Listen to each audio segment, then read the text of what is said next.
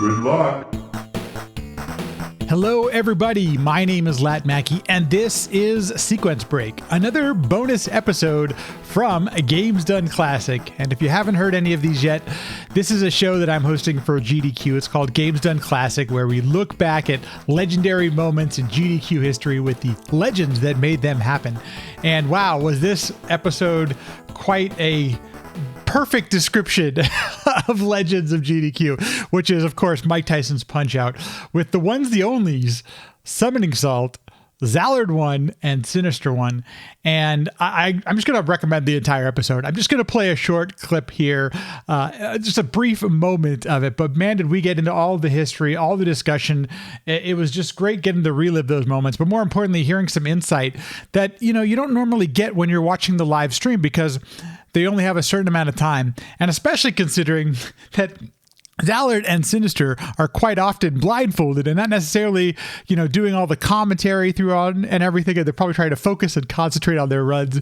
It was really great to get some insight into what it was like to live through those moments from their perspective. And then Summoningsalt, obviously, is the current world record holder in Mike Tyson's Punch-Out, but he's also just a wonderful historian and really deeply cares quite a bit about speedrunning in general, but specifically Mike Tyson's Punch-Out. So it was a really great perspective, a legendary panel. I really do hope you enjoyed it. If you do get a chance, it's a bit long. It's over 3 hours for the entire episode, but it's well worth it. There's so many great tidbits. And of course, we threw in a little bonus there with, we punch out blindfolded by Zallard at the end. Won't be on this episode, but if you're at all interested. So I hope you enjoy, and here it is. This is Games Done Classic. As I mentioned, my name is Lat Mackey, and I am going to be your Uber fanboy today because we are joined by quite a crew. Legends all in their own right of the speedrunning community. And so often, and I hear, oh man, the reason that I got into speedrunning, or the thing that got me hooked on GDQ, or all that kind of stuff, is because of Punch-Out and the history that goes along with Punch-Out. And we are going to be visiting it all today. We're going to try to do our best. Mike Tyson's Punch-Out, classic game, classic moment at Games Done Quick.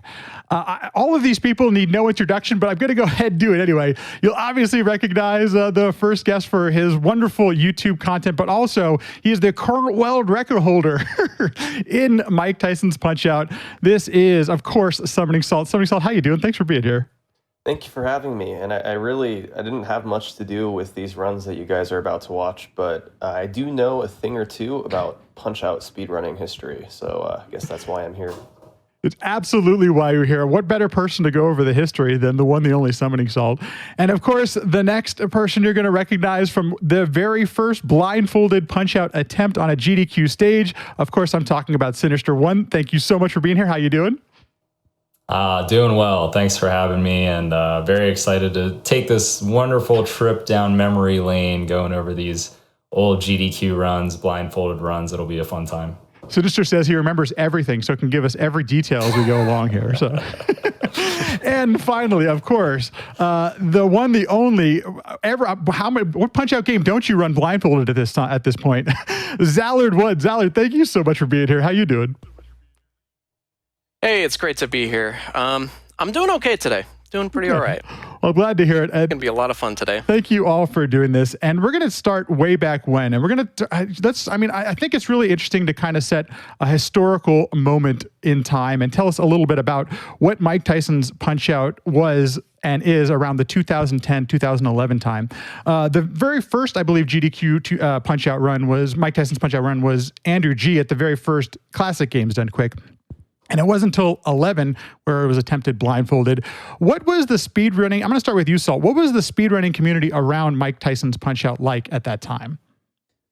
Well, I think the best way to describe it is it was kind of in transition from the really old days of Matt Turk, and well, he was the guy setting all the records back in like the mid 2000s. But then this was kind of a transition point where Turk was kind of done. People who were playing when he was playing were done.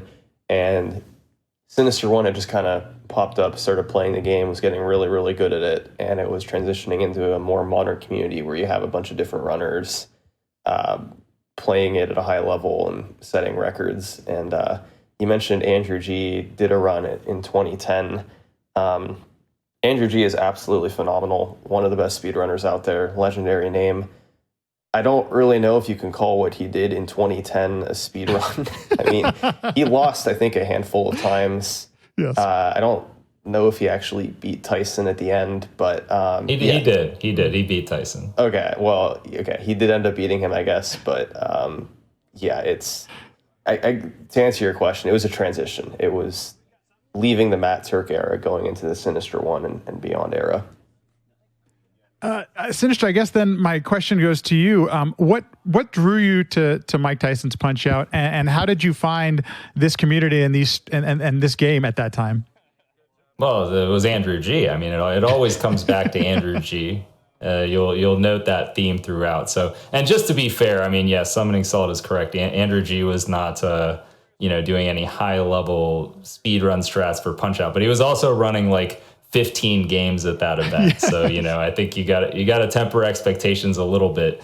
That being said, I was at that event, Classic Games Done Quick, and I saw Andrew G playing, and that's kind of what rekindled my interest in speedrunning the game because, like Salt said, I mean, he was kind of using slightly more casual strats, and it made me think, well, what do the advanced strats look like in this game? I wonder. And then I kind of tried to research that, but unfortunately, there wasn't a whole lot to go off of. So I kind of had to, figure things out from an old website called Red Toms and some game FAQ posts. But that was the beginning. And as Summoningsalt mentioned, it was a transitionary phase where really the old community had all they were done with the game. So really in the beginning, it was just me. There was no one else. I want to first highly recommend that if you haven't watched Salt's video on all of the records that Matt Turk had set, Salt, this one's going to go back to you. What was what Matt Turk did seems like amazing and fascinating. What did he do to this game that really hadn't been done before, and why were those records so important to transition to the next 10 years of Mike Tyson's Punch Out? Well, I think what Matt Turk did that people before him really weren't doing was he tried to understand how the tasks worked and figure out what he could borrow from that to bring it into real time. If you look at the records that people set before Matt Turk, which they're hard to come by because people didn't really keep track of records very well back then. But if you look at the ones before him, they definitely weren't just casual records. They used speedrun strategies, but they were often, 15, 20 seconds slower than the task times that would come out around the same time. We're talking like 2004. And Turk just pushed it way higher. He looked at what the task did. If a strat had odds that required 1 in 200 luck, that didn't phase him. He would keep going for it. It didn't matter. He had no problem hitting 20 frame perfect punches on Mike Tyson. He could do that. He just, he wasn't playing at a task level, but he was borrowing things from it at a level that I don't think anybody before him was really doing. And yeah, it ended up in him getting 14 out of 14 records. So I'm going to throw this one back to Sinister, but I'm going to ask this to all of you. Sinister, what is it about this game that draws you into it? And why even, put yourself through these, at this point, thousands of attempts you've done? What is it about the game that you enjoy so much and that drew you into it in the first place? Well, it's just a very, simple game, but it's really complex underneath, and it's got great characters. It's this underdog story. It's very simple to learn and understand. You're just dodging and punching and, trying to recognize what your opponent's doing, the sound effects. I mean, it's just a really enjoyable game to play. So I had a lot of nostalgia for the game. That's what drew me back. I was, when I first started speedrunning, it was one of the games that there was no speedrun available outside of the tool-assisted speedrun, but I don't really count that. There was no human speedrun that had been done, and I was like, it made me so sad, like when I discovered speedrunning, the first thing I wanted to do is look up all these games that I loved and punch out, and there's nothing. There's no video. So had to correct that. Absolutely. Salt, when did you start playing the game, and what was it that made you take up the speedrun of it? I started playing it like a speedrunning level, I think in 2015, and yeah, it all came back to Sinister One. I mean, I used to watch his stream very frequently when he was doing Punch Out back then, and it turned into almost like I was watching a sports game on TV, and I found myself cheering for him to get the record, and I was really excited when something good happened, and then I was devastated when he lost the run. And I just, for Punch Out, for some reason, I think maybe the in-game timer, the fact that you would so visibly see the time saves and the time losses, it drew me to it. And I didn't have any aspirations to speedrun the game, but eventually I just decided, well, let me see if I can do some of the stuff he's doing. So I tried, and some of it was easier than I thought, and there were things that were a lot harder, obviously, like round oneing Mike Tyson with frame perfect punches, but yeah, no, I started doing it, realized it wasn't as hard as I thought it would be, and over the course of many months, it just kind of spiraled, and about a year later, I ended up getting the world record. And this, to get Zallard involved here, Zallard, when did you start running the game, and what was it that appealed to you? So for me, it was Sinister. Going back to all comes back to Sinister. Yep. At the time, I was running Super Punch Out a lot more frequently, but Sinister, he actually had like something of like a almost like a podcast kind of thing where he had me like come on and talk about Super Punch Out, and he was seeing the similarities between the two games, and he was just like, you should like try Mike Tyson's Punch Out.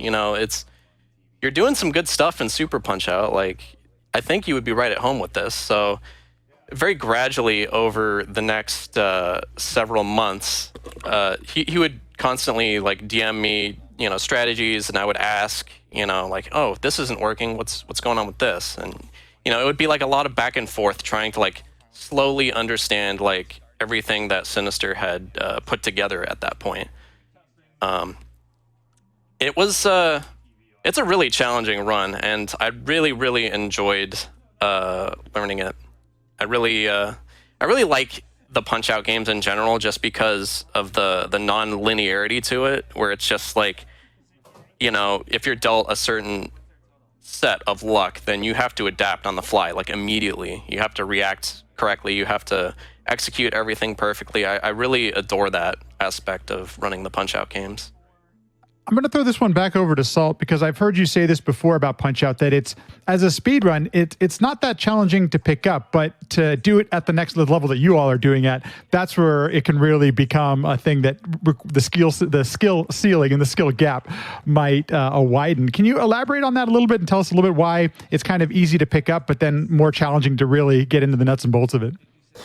What's funny is I think I actually said the exact opposite of that. Oh, the opposite. I'm sorry. Yes, yeah, you're right. Apologies.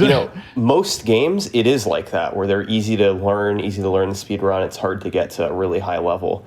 Punch Out is the only game I can think of that, in my mind, is the opposite, where, honestly, if you're just learning it from scratch and your goal is to get like a sub 18-minute run, and the record is 14:55. So sub 18 is like a good like beginner time. I think it'll take you longer to get a time like that than it would take you to get a comparable time in most other games, because it's 14 fights that each have their own different sets of patterns. Each one usually has multiple patterns. You need to know what to do for every situation, learn how to time really, really precise punches, know how to deal with different luck that you get, different health refills, all these different things. So yeah, I think it's a really tough run to learn. But once you know what you're doing, there's not that many super hard tricks. I mean, Mike Tyson is kind of the exception, because you're landing, up to 22 punches that you have a 60th of a second window to time. So like, that's obviously going to be tough no matter what level you're at. But I think going from like a sub 18 to a near world record level, I would say that's probably easier than it would be for most other games. And yeah, like I said, Punch Out's probably one of the only games I can think of that really works like that.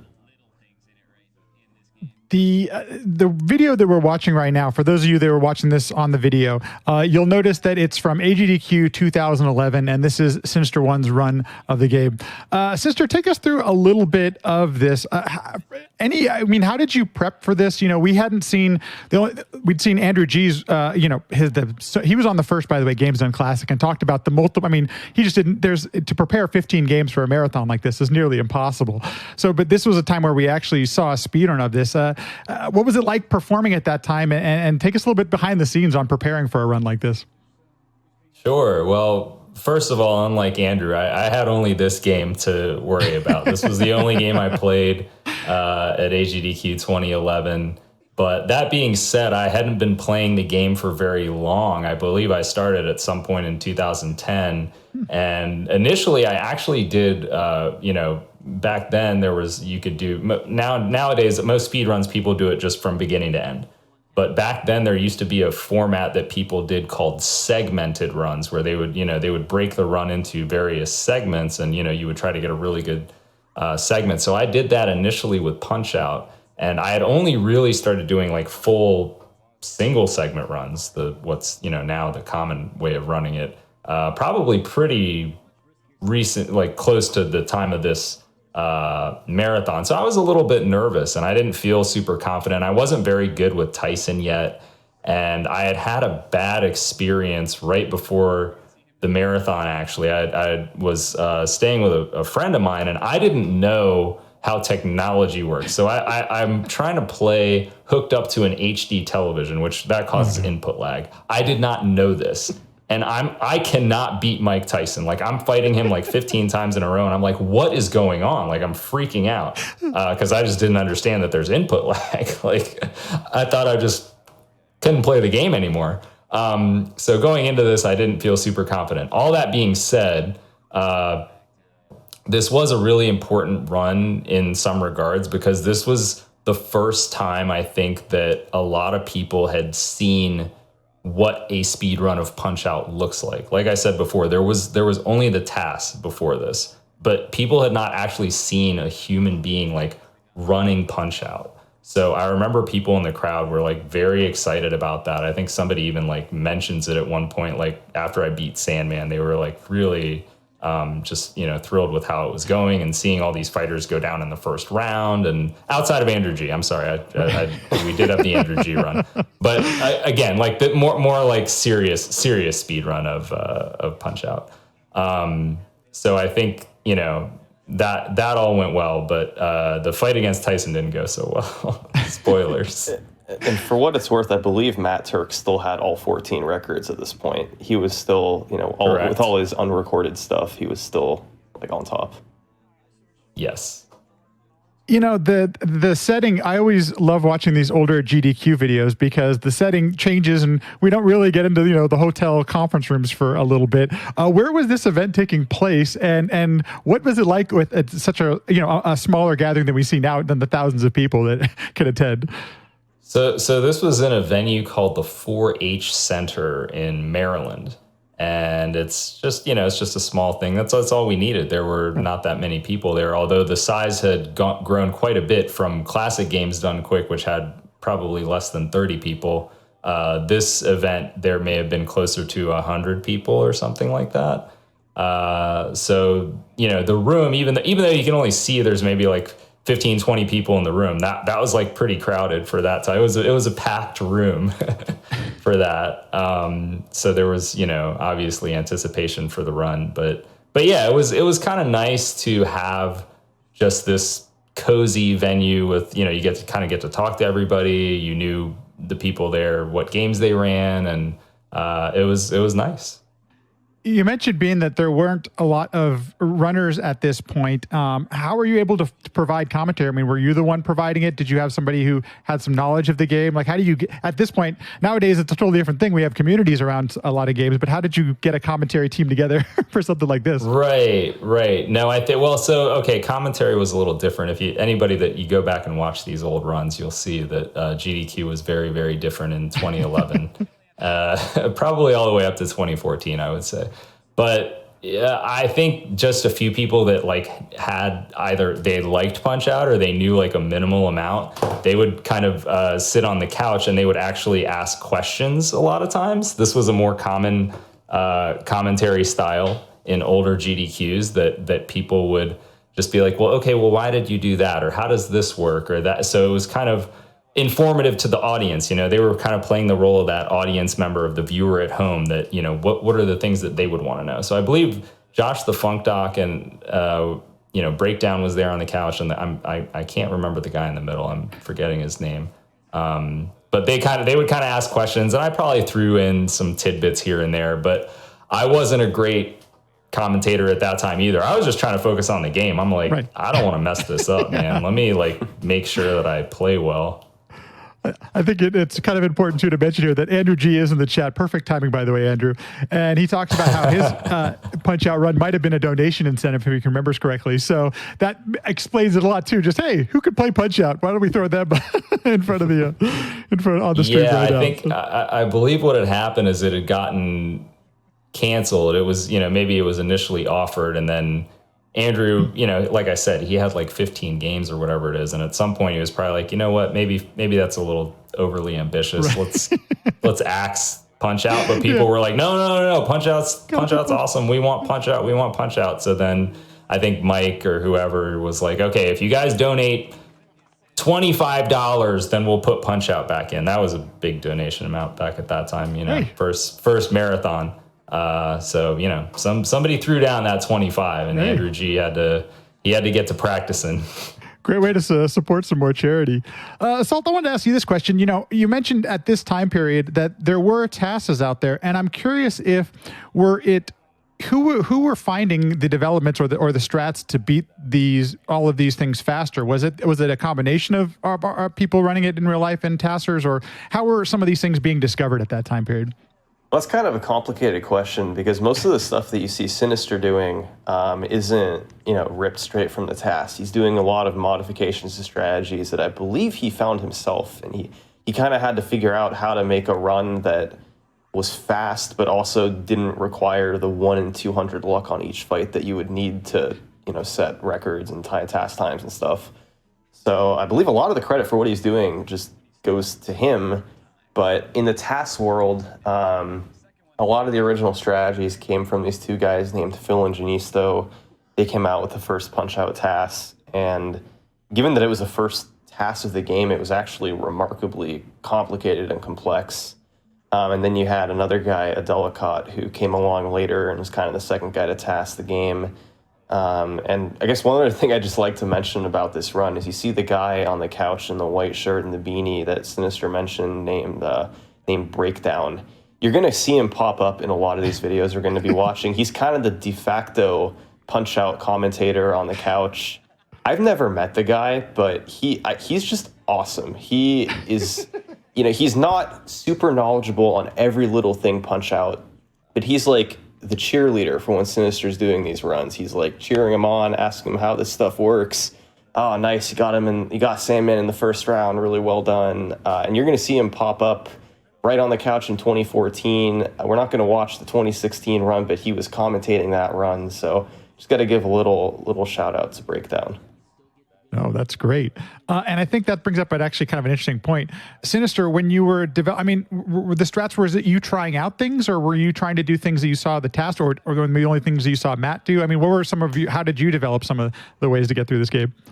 Well, there was no seeing Matt do. There was that's right. There's no there's no video. So there's only what there was is, as Salt mentioned, they're trying to do these optimized fights where it's 1 in 200 luck or 1 in 500, whatever it is, because the previous Punch-Out community did not care about doing a single segment run where you play through the entire game. They were simply focused on the individual fights, because at the end of each fight, you of course see the screen with the time on there. So that's how people would compete. They'd be like, okay, well, I can beat Bald Bull in this time. And then somebody else would, try to one up that time. So all of those strategies, they don't work in singles. So you can't be like, all right, well, I'll just get this 1 in 200 luck on this guy. So essentially what I did is I tried to modify I would take, nuggets and pieces of knowledge from this fight, from that fight, kind of just figure out, well, how can I modify this to actually work consistently, and try to put it together that way. So, I would come up with stuff and, eventually things would work. I'm not sure who to ask this question to, so I'll just throw it to the group. You mentioned Matt Turk quite a bit, and not having video of his runs back then. I love the fact that basically it's accepted that his runs were legit and those were legit times. Why? What is it? Why is that possible? Like, why do you all think that, what he did was actually legit? And I think it's awesome, by the way. I'm curious what specifically are some of the ways that you can tell or know that probably those times are legit.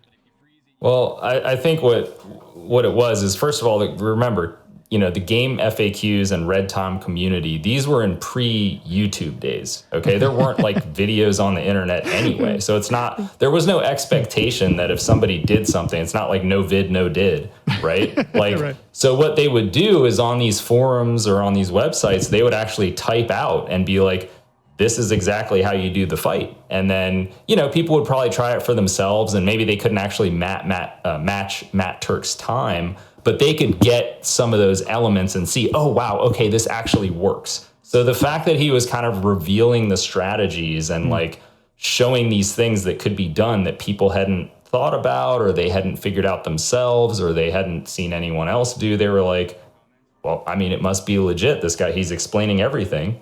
And I should mention one other thing. There was an emulator back in the day called Nesticle. Oh, yeah. Which you could, I believe, record through that. So I think there were some of the fights, the community at the time, they would record Nesticle files and then share those. So it wasn't quite a video, but you could replay it in the emulator. So that was about as close as you could get. But of course, you have to deal with input lag and everything else with that. What's crazy is some of those Nesticle files are actually still around on Red Tom's website. The fact that website is still around is kind of awesome of its own, because it looks like it was ripped straight out of the internet 20 years ago and preserved to this day. I mean, it's really old school internet. You could actually download these old Nesticle files, play them on a Nesticle emulator, and watch Matt Turk play Punch-Out from 2004. There's a handful of videos there that still work. That is so cool. So that's like a historical preservation almost, trying to keep some of these. That's one of the things that is a little bit of a bummer from our side of things, that, not having the video just because of the historical aspect.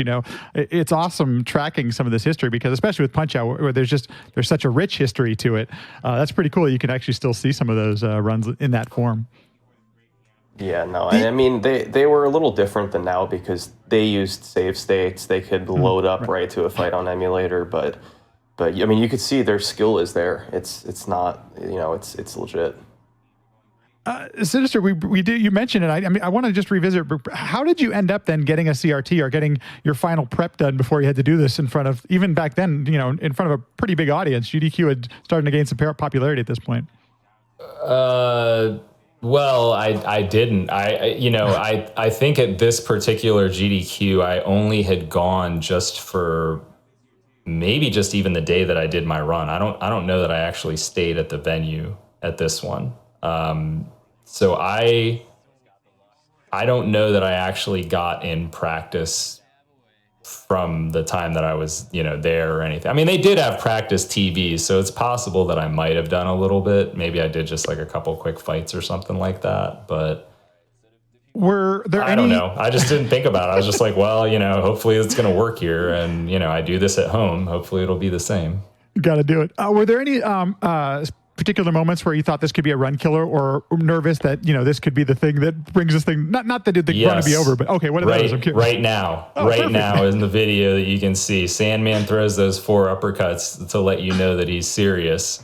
And this when you're, if you're starting out, and to be fair, even though I had been speedrunning it for maybe a little less than a year, you're still relatively close to being a beginner in some respects. So this fight was pretty scary, and not all of the strategies were there that are there now.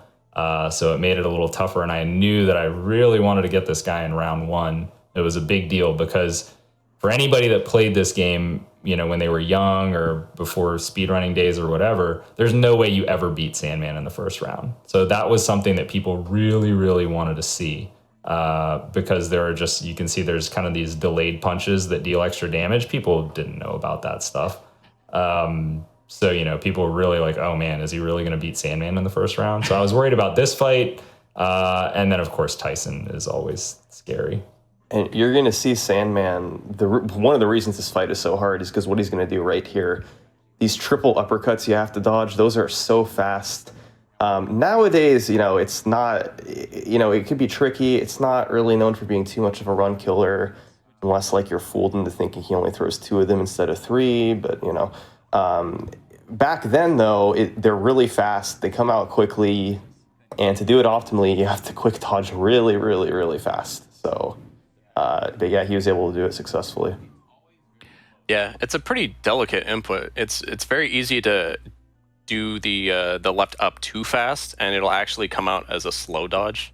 And if that happens, then you're getting hit by at least 1 uppercut. Zealot, you mentioned it, so I want to ask about it. The dodging and the fact that you can left or right or left and right and up. And what's kind of the difference between them, and why is that important to the speed run? You mean left and right dodges? Yes, or just is there a different speed and dodge? Am I understanding that correctly? Yeah, it kind of depends on if it's a quick dodge or not, but generally speaking, right dodges are about a frame or 2 frames slower, and I think that depends on if it's a quick dodge or not. I can't remember the exact frame data off the top of my head, but it's something to that effect, and that actually does come into play in a lot of the later runs that you're going to see. I assume you were Sinister, but I mean, did you have all of the information at that time to know the mechanics of how to do this at the fastest levels at this point, or is this still early stages figuring stuff out? Oh no, this is very early stages. I mean, all of these, you know, pretty much 99% of the strategies you see in this run are obsolete now. I mean, this is like the very beginnings of what you could try to do and punch out. So. Yeah, it's pretty funny to watch and now actually. Did Saul, I'll throw this back to you as we're heading towards the Tyson fight. Did we have all the info that we know about Tyson nowadays with all of the, you know, the RNG involved and how to properly do the fight with, you know, some regularity and some efficiency? Yeah, the basics were there. I mean, the 8-second delay you want to avoid, and that's a 50-50 random event. You know, you have to hit frame perfect punches. He can randomly delay. Honestly, if I had to guess, I would say back then, I think that Sinister One and other Punch-Out runners probably thought his patterns were more complicated than they actually are. Most punches, there's only 2 different delays he can do, and I think back then it was maybe thought there were more. I'm not sure how accurate that is, Sinister, but yeah, no, that's true. We didn't have the knowledge that is there now about the various delays, and yeah, Tyson would get in your head. Yeah. So, well, thanks to Salt to your videos, I was able to do research on this game. Just pull up a couple of Salt videos. You've mentioned quite like these 50-50 chances, and sometimes there's a 1 in 60th chance and all these kind of things. How has that probability been determined? Like, I was curious about like how you know that there's these amount of option or this probability exists for this fight and that. Well, there's a couple different ways. The easy way is that if you're playing this game thousands and thousands of times over the years, and you arrive at a specific event and it occurs about 50% of the time, you can pretty much confidently say that it's a 50-50 random event. Like, it's pretty unlikely that something's going to be 48% likely or something like that. But more recently, like in the last couple years, we've had people who have really closely looked at how the game's RNG works, which values need to be what to determine certain events. And you could see if a punch is exactly 5/16 likely or 4/16 or exactly 50-50. And then usually to get a specific pattern, you need like 6 or 7 of those to go correctly in a row. So yeah, we've gotten better at determining it exactly over the years by looking at the RNG values themselves. You gotta work there Sinister on that first attempt on. Yeah, it didn't go so well. I told Andrew G he was up next if I had another problem with Tyson, so he was ready to back me up. Let's Shout out stand to by. Andrew G. I'm curious, like at this point, like how do you prepare for a fight like this? And I assume you just do as many runs as you can. But when you get in front of that, I mean, there's got to be some nerves, right? At this point, in front of people. No, I was very nervous, especially given what had happened before. Like I said, that whole thing with the HD television, and right. So I probably hadn't beaten Tyson in a while now. So I'm like, man, maybe I can't even beat him anymore. It was in my head. It was in my head for sure. And I'd say that plus, speedrunning is really about, this is 2011, okay? Speedrunning was in its infancy still at this time. There was no, power pack or EverDrive. People are not practiced. They're not grinding practice. Like you would just, maybe you'd practice a little bit, you'd practice a little bit here and there, but really you're just kind of doing runs. And it wasn't very efficient. It wasn't an efficient way of approaching doing a speed run, to be quite honest, at least for me. Maybe there were some people that were a little more efficient with it, but the main trouble was that if you wanted to really do efficient practice, you had to use an emulator, but the trade-off is that the emulator has input lag. So even if you do practice on an emulator and you get used to it, then what happens is when you go back to playing on a CRT, your muscle memory is completely corrupted. So you have to reform your muscle memory to remember how to play on CRT without the input lag, which takes time. It doesn't happen in like an hour. An input lag for Punch-Out is just devastating. I mean, most games input lag makes it a little harder. Playing Punch-Out with input lag literally makes it like 3 or 4 times harder to just beat the game, because there's reaction, there's needing specific windows that you need to adjust based on what the boxer does, and having frames of input lag just throws everything way off, where even if you're used to it, which there's a few runners that are used to it and have gotten pretty good times, they're still behind console runners because it just flat out is a lot harder to play the game with input lag on an emulator.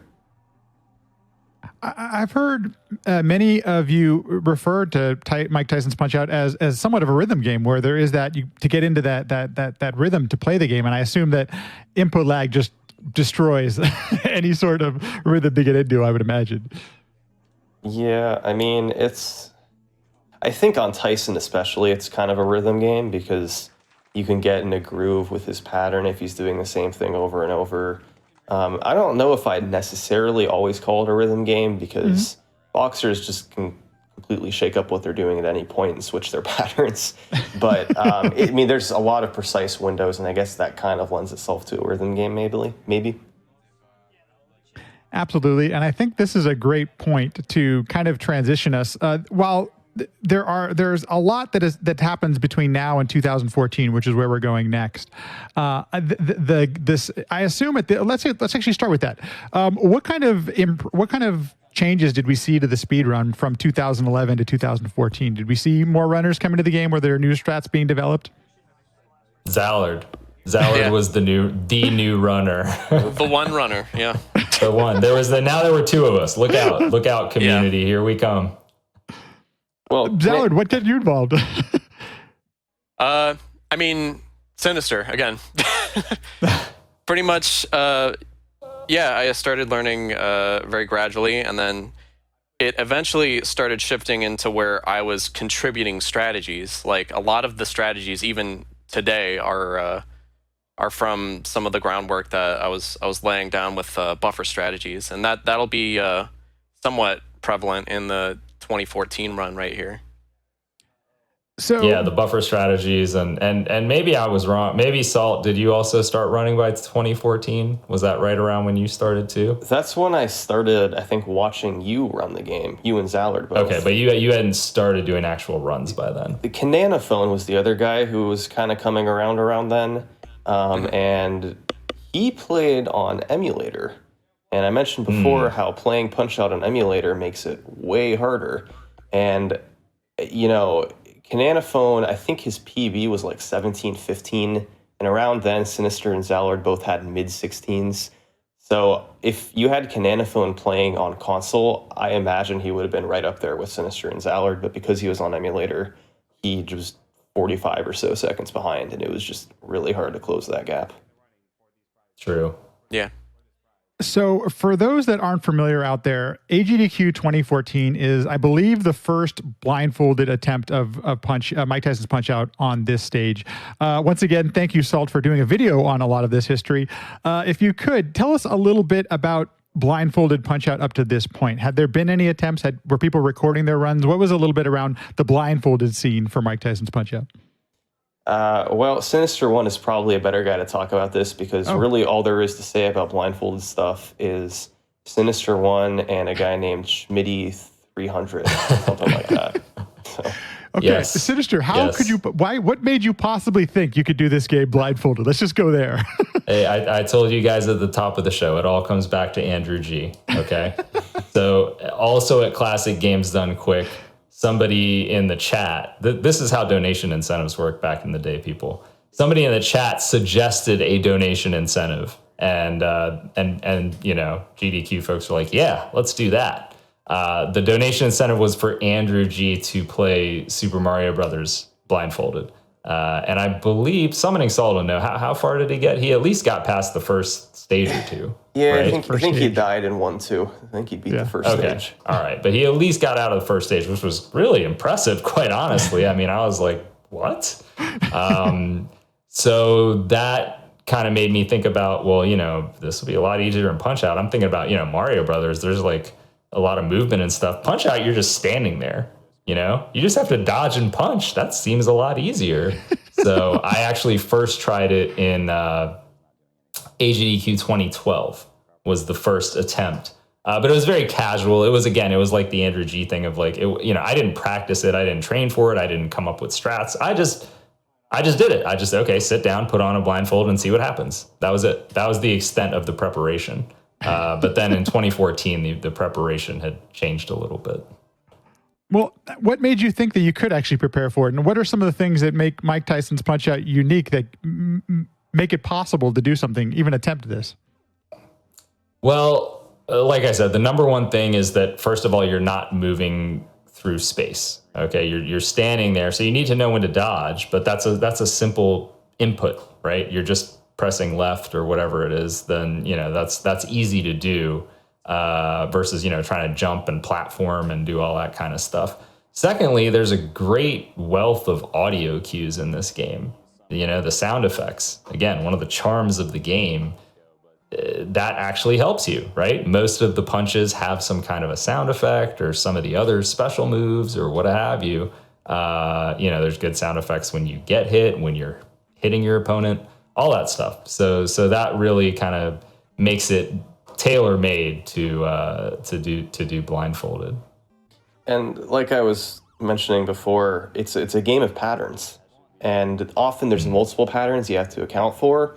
But as long as you know the few things that boxers can do, as soon as you notice them going into one of them, you'll know what they're going to do next, and you can account for it even if you can't see it. Sinister, you have been streaming a lot of your attempts for a while and a long time up to this point. Did you stream, or had you made any like these live attempts to do a blindfolded run at this point? Or because I'm like, the prep just seems so unreal to me. Like, how do you even prepare for something like this? And I'm curious if you were able to do any of that before you got out there on that stage. No, well, 2014, when I said there was more preparation, that was like going from zero preparation to some small amount of preparation. So it's a little different from when we get to the future, you know, when we're talking about the later runs like 2020, that's a different level of preparation. But this was more so, you know, Salt had mentioned the guy Schmitty 300. He had seen, I believe, my 2013 blindfolded attempt, and he gave it a try, and he actually made it far. He made it, I think, to maybe he made it to Macho, and then he lost, and then he made it back to Macho, and he might have even beat Macho. I can't remember, but the point was that I saw that, and I realized, I was like, you know, this guy's doing completely casual strats. If he can get this far, I can get this far. I just hadn't tried. You know, this was just something to do as a donation incentive. It wasn't like a serious thing. I wasn't like, I am going to speed run this game blindfolded. It was literally just a donation incentive. There was no effort put towards it. But once I saw Schmitty 300 before 2014, I was like, okay, you know what? I gotta do this. So, I came up with actual like strategies for the different fighters, and I did practice offline and whatnot. Enough to that I could get far. Zallard, we see you there on the couch with Breakdown once again. And had you seen or tried anything like this yourself? We knew that you're speedrunning at this point, but had you tried anything blindfolded or anything like that? So right after this run, I had my own blindfolded run, blindfolded Super Punch Out, and that was going to be my first blindfolded run at a GDQ. So I had experience with that game. I had only seen like bits and fragments of Sinister's practice for this. So there was quite a bit of it that was a surprise to me. You mentioned being a Super Punch Out runner kind of before you were a Mike Tyson's Punch Out runner. And do any of those skills carry over one or the other as you started to pick up the other game?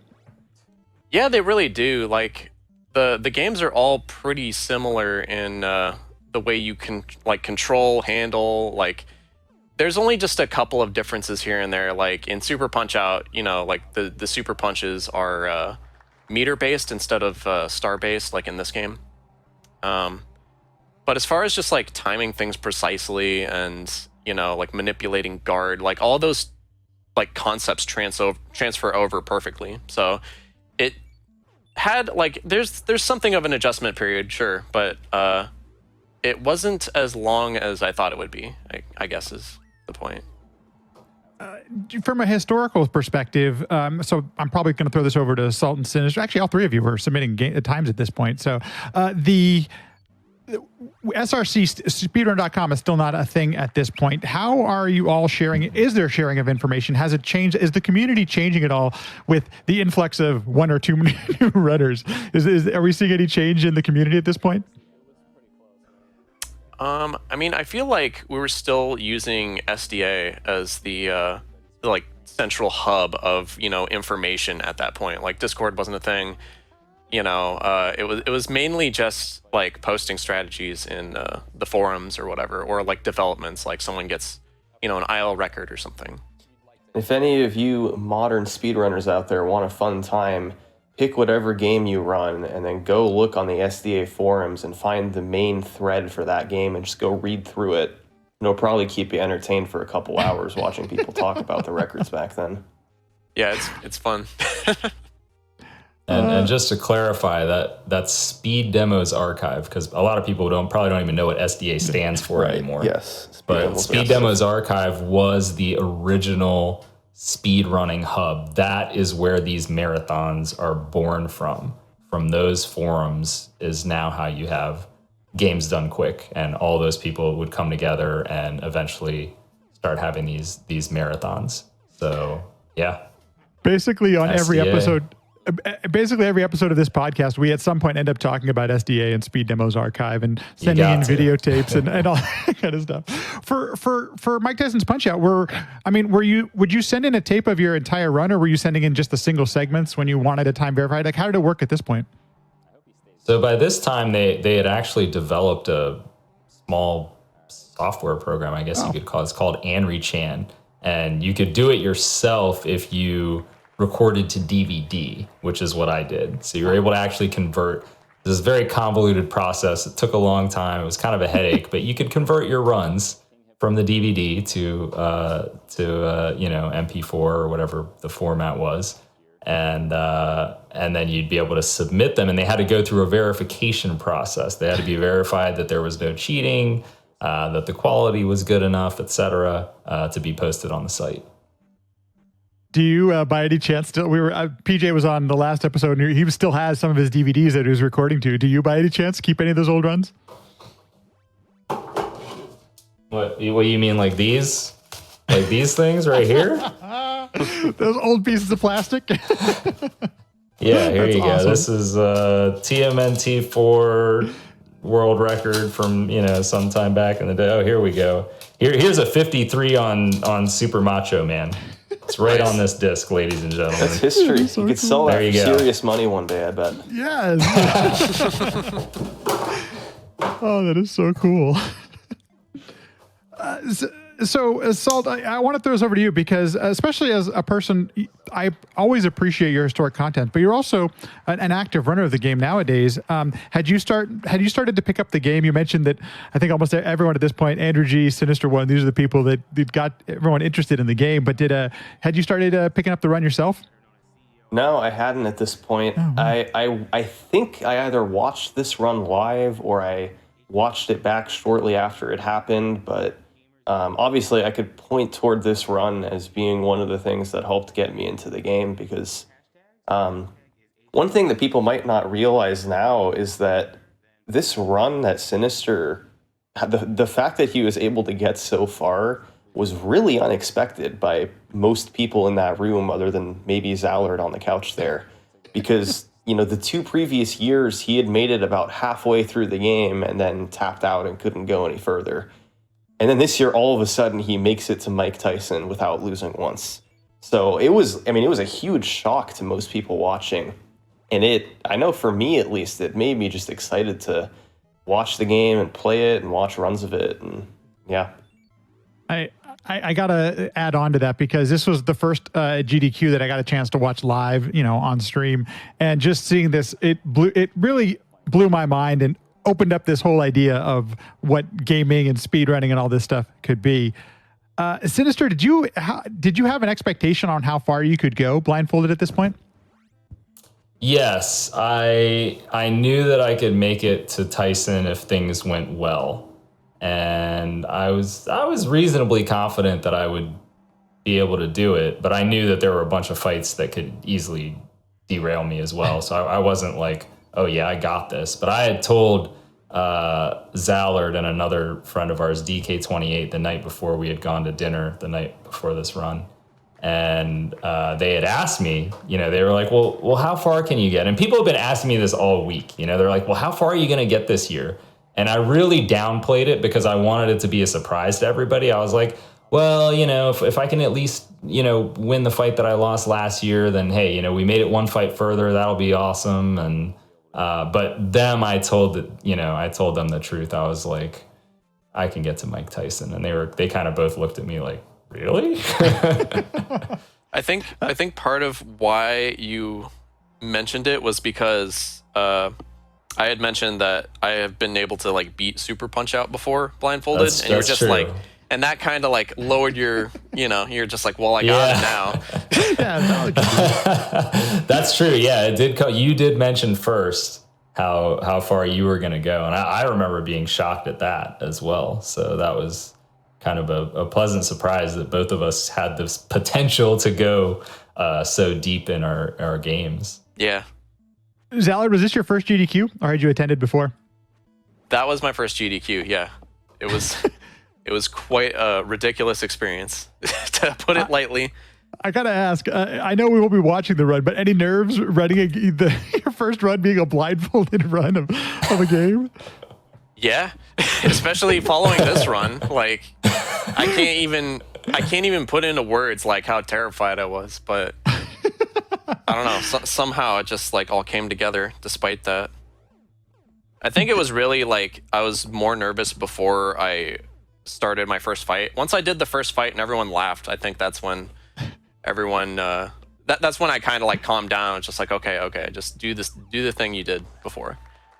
This is kind of an interesting one of the best 2-hour blocks in GDQ history happened on that afternoon.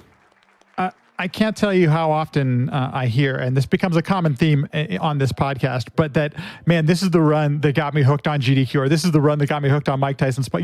These are the runs that got me hooked on speedrunning, and it comes up so often. There is a great bit of tidbit here from behind the scenes. Railkun is our producer for the show, and he mentions that from the GDQ perspective, they absolutely refused to let anyone in the door once the run had started. And apparently they did a big call for anyone who wanted to watch.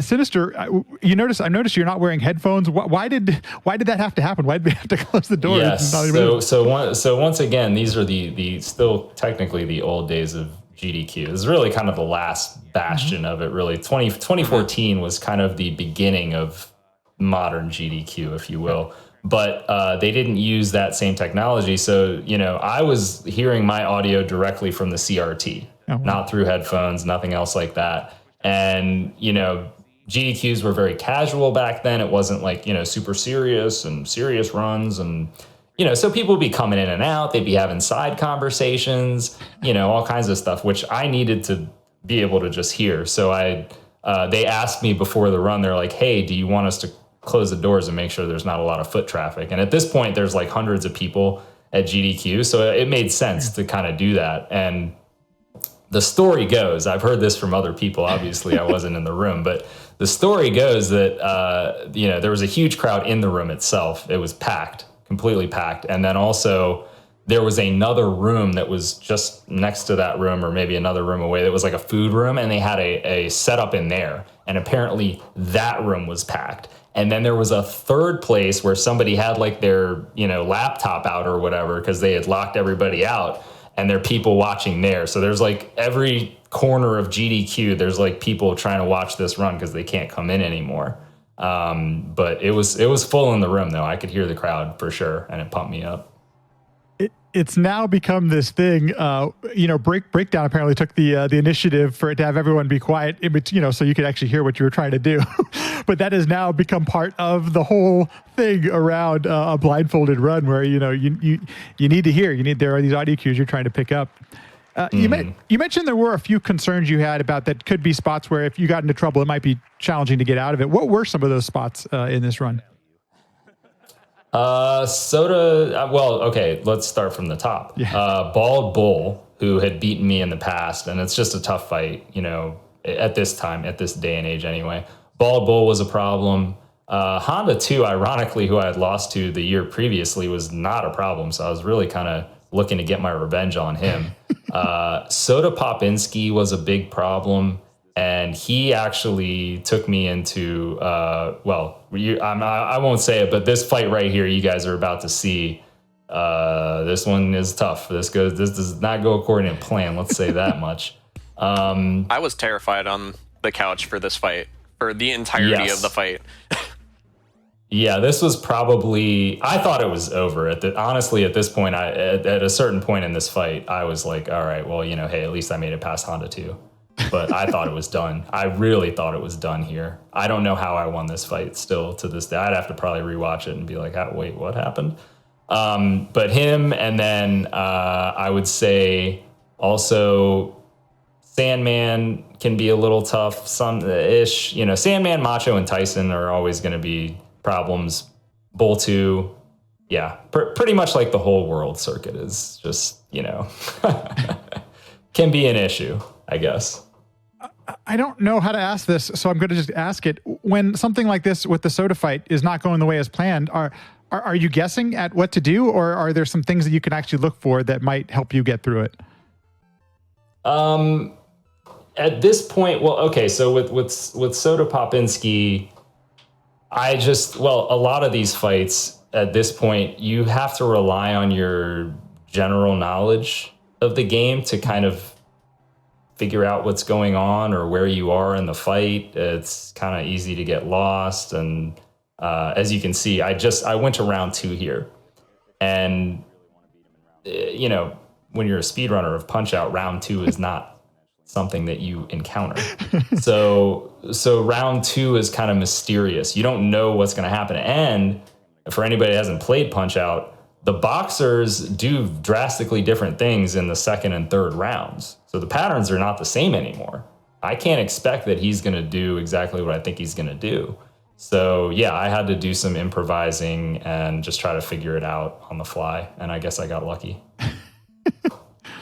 And once again, it's tough to watch this and not think about the silence that's happening in the crowd. And I think that shows you how much everyone is just into what's going on, because to have any group of people actually do something like that and be into it, it's not easy trying to get the crowd to, play along with this so that you can actually do what you're trying to do.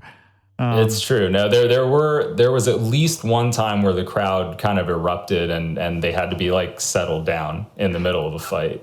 But for the most part, they were they were very on point. And the beauty of it was that because the crowd had to be quiet during the fights and they were allowed to cheer in between the fights, with each fight, you can't tell this as much when you're watching it on the video, but if you were there in person, the cheers just got louder and louder and louder after each fight. Like, people were just kind of erupting by the end of it.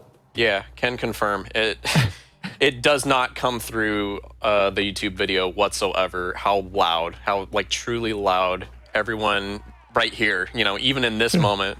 Yes. It just doesn't do it justice. Absolutely.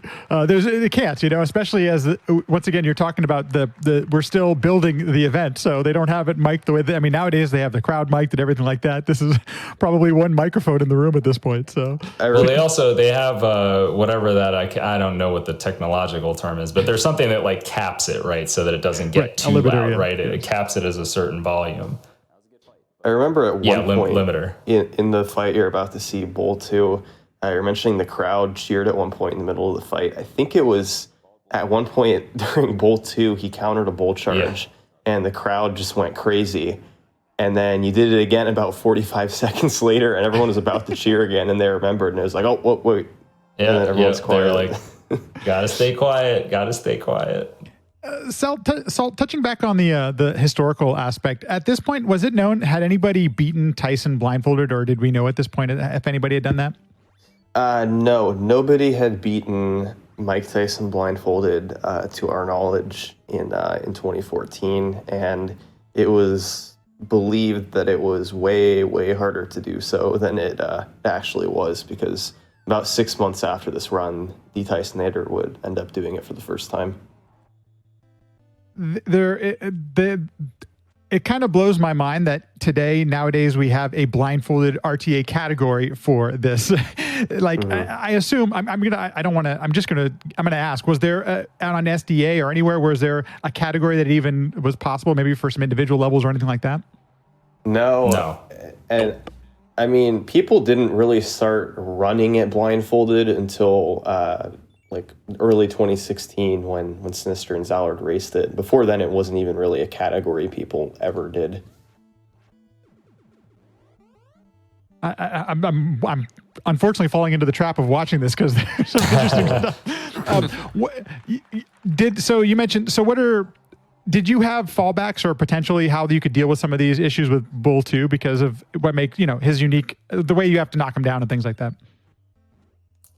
I mean, it was the same as Soda Popinski. You just have to, with him, it's kind of tough because, you have to do these timed out things. Like you could see I was getting some stars there with the delayed punches, and that's a lot harder to do blindfolded. It's not as simple as like, oh, dodge and punch. Like you do actually have to have the timing, and there's no visual cue. For that one, there's not really a great audio cue either, but the biggest problem in this fight and in some of the other fights where things go off the rails is actually your stamina. So there's these hearts that are in the upper left-hand corner, which is your stamina essentially. And that's, if you run out of stamina, you can't throw punches anymore.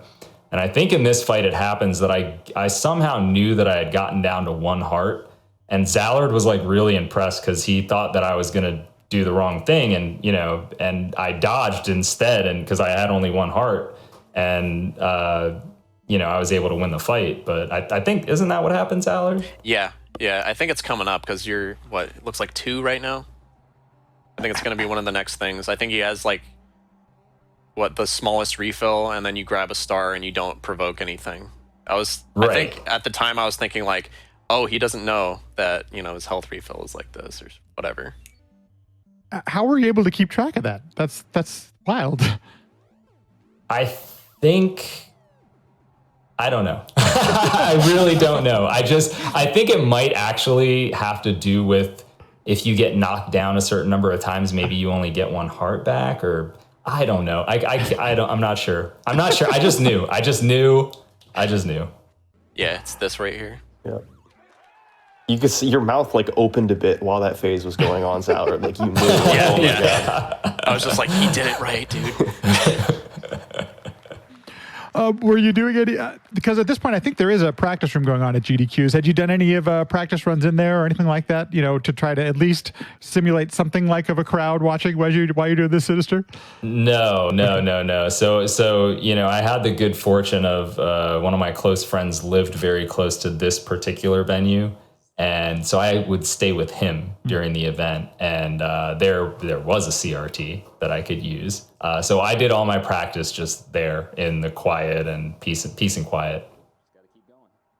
I do have to say, and I'm not sure if this is thoughtful or on purpose, but as I've attended a few of these GDQs with the blindfolded runs, I rarely see any of you in a practice room doing this. And if it's for showmanship, thumbs up for that, by the way. It's awesome. But is it just a little bit easier, or is there something, trying to stay away from the crowd as long as possible? Does that help, or is that a way to prep for these things?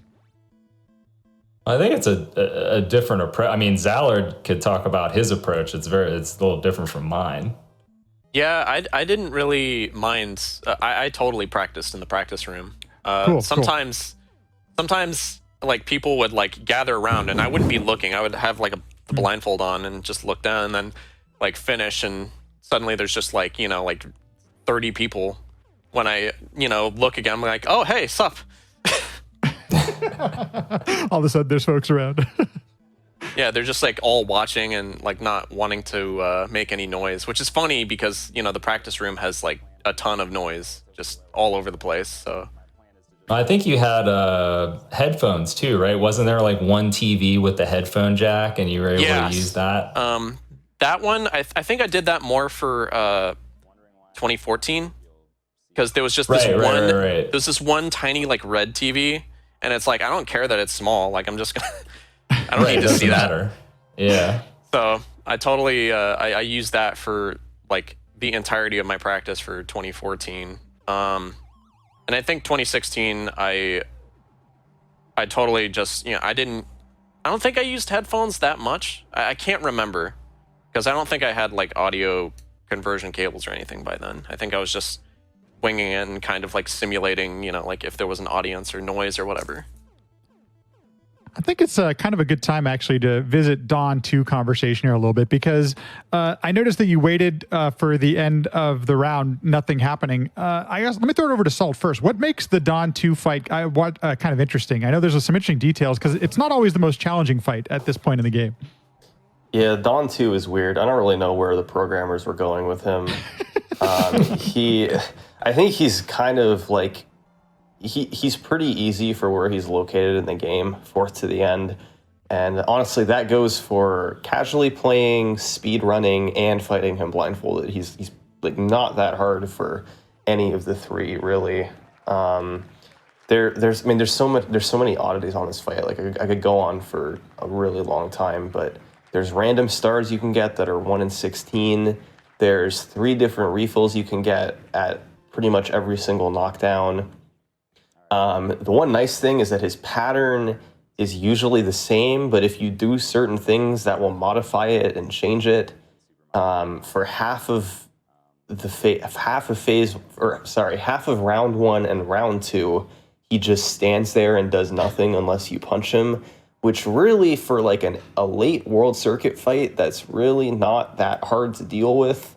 So yeah, I mean, you notice that Sinister took care of him pretty easily there. The only knockdown he took was an intentional one to make the fight even faster and easier. So, Sinister, you mentioned during your 2000, the first run we watched, the 2011 AGDQ run, that Sandman was a challenging fight even then. How did you, or what did you develop and learn to do this blindfolded? Because it seems challenging. It was one of my challenging parts when I played through the game casually. So I'm curious how you even go about finding strats to do this blindfolded. Well, I'm looking at it now and I'm like, oh goodness, there's not even the buffer strat. I'm having to time out these delayed punches. I think I did develop a semi-buffer strat for the triple uppercuts, and it wasn't 100% guaranteed, but it had a fairly high success rate. And I believe that I had enough good fortune that it worked. I got the right pattern that I needed. But really, again, that comes back to Zallard. So, Zallard with his amazing super punch out knowledge and whatnot, he had kind of brought these ideas of buffer strats and everything else to Mike Tyson's punch out. So I was able to borrow some of that and kind of integrate it into the run. Zallard, what made you think or to try some of those things you had learned in Super Punch Out and Punch Out? Like, was that just experimenting and trying to break the game somehow? So in Super Punch Out, when you get there's this mechanic called the dizzy mechanic, where if you punch an opponent consecutively very quickly, they'll go into a dizzy state. They won't be in the center of the ring for a set amount of time, and that's usually where I would do buffer strategies. So it didn't really make sense as much to do it in this game, except there were a couple of instances where that happened, and eventually it was just like, wait, no, this actually does kind of work. You know, there is like this amount of, you know, time between this punch and, you know, this action and this punch. So it kind of eventually took over a lot of the speed run. So was Matt, you know, going back to Matt Turk's runs and these records that were initially set that you all set out to try and beat, was he doing any of those buffer strats? Like, had he discovered any of that stuff? I don't believe so. Yeah, I don't think there was. Okay. I don't think there was anything that he did that could be considered a buffer. Like, I'm trying to think if there was even anything.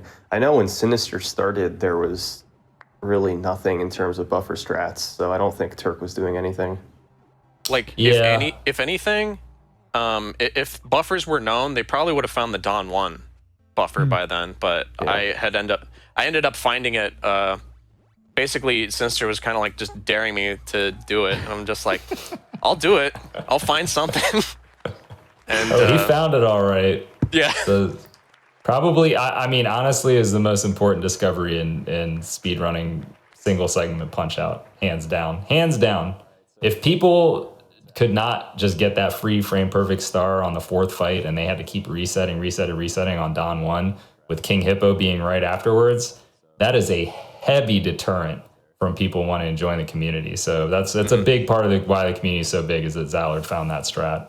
Yeah, even the first run that you were showing, like he didn't get the frame perfect punch, and you got like sometime over a minute on Dawn 1, and now it's consistently 15, 14 seconds every time. Mm-hmm.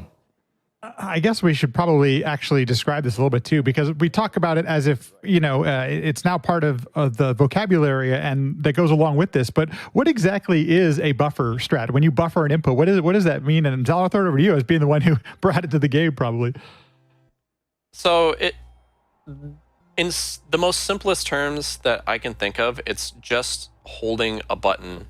So the way the Punch-Out games work, all of the Punch-Out games have this, where if you hold a punch way ahead of time, then your boxer will throw out that punch on the first available frame. And that seems like kind of a trivial detail, but you can extend that concept so much and end up just getting free punches on, you know, an exact time every time. And that really, really helped out consistency with this game in particular. Does that work for star punches as well? Like, is it his whole attacks, all of his attacks? Yeah, I mean, you could totally buffer a star punch. I was trying to think of if any buffers used stars, and I think there was one with Honda 2 for like the blindfolded minute buffer or whatever, but usually it's not used in that way. But yeah, you can buffer every input like in the game. Salt, just like to point out, this is a critical moment in the run. Yep. I'm going to get up on a 9 count right here, which is something that I said that I would never do, and even had that written down in my notes to never do that ever. Okay, but I did it. You read my mind, because it's a big point, obviously, a part of the history. Why? What made you go for it? What happened there that made you do that? So in Mike Tyson's Punch Out, normally if you just get up on a random count, the amount of health that little Mac gets is also random. However, if you get up on 9, you'll get a full health refill in certain fights, Super Macho Man being one of those fights. Now, why is that important? If you have full health, when you knock your opponent down, they will get up with less health. So in order to beat Super Macho Man quickly, I knew that this is something that I would need to do. However, at that time, I again, this is something that you don't run into when you're speedrunning the game. You don't get knocked down. So it's not like I ever practiced getting up on a 9 count. And if you fail, the stakes are extremely high. If I failed and I accidentally didn't get up on 9, let's say I got up on 8, I would get a lower refill and I would have only 1 heart to work with. And Macho goes to town on you if you run out of hearts. Like, he goes crazy. You're done. You're dead. It's over. And then if you don't reach 9 and it hits 10, then you're done. And then you're sent back to Don 2. So this was just something that was like, do not do this. Do not do this ever. But I guess I was just so in the moment at that time that I just went for it. I can't explain it. Even when I like rewatch this run ever, I'm like, what is he doing? Like, get up, get up. Like, but somehow I got up on the 9 count. And it's worth noting that if he didn't do that, this fight almost certainly would have gone to round 2. And fighting Macho blindfolded in round 2 back in 2014, like, all bets are off as to whether or not you're beating him. Yeah, you're probably losing the fight at that point. For this stream, we have the volume turned down on the video, but you can progressively, first of all, you can see the audience being more animated now at the end of these fights, but you could also hear us. I highly recommend watching this video if you haven't, because it's drowning out the microphones at this point. It's getting so loud in there. I didn't notice this before, but at some point they had changed the estimate for the game to be Jedi. No longer was it a time to speed run. I believe they did that on the Macho fight, if I'm not mistaken. I also appreciated the fact that you took the time to describe why, from all the knowledge you currently had, this Tyson fight was going to be a real uphill battle. It was going to be, was it near impossible? I mean, had you beaten Tyson blindfolded? No. I had not come close. In fact, this was actually a personal best for how many times I had even hit Tyson. All I had done, my entire preparation for Tyson was to make sure that I could hit him 1 time. I was like, let me just make sure I can hit him 1 time so I'm not completely embarrassed in case I get to him. Because I didn't want to spend a lot of time practicing a fight which I know I can't win, first of all, and second of all, I might not even get to. So I had minimal practice on Tyson.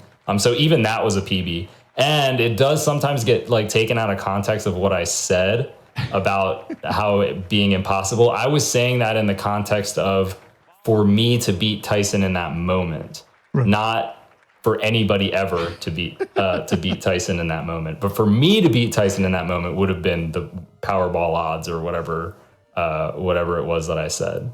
But I knew that it would be very difficult for it to be done at all. But when it comes to speedrunning, obviously, never say never. And it came from just kind of a fundamental misunderstanding of how the fight worked. Because, first off, he didn't know that you could just skip the first minute and a half by doing a buffer strategy. And once that was figured out, that kind of changed everything.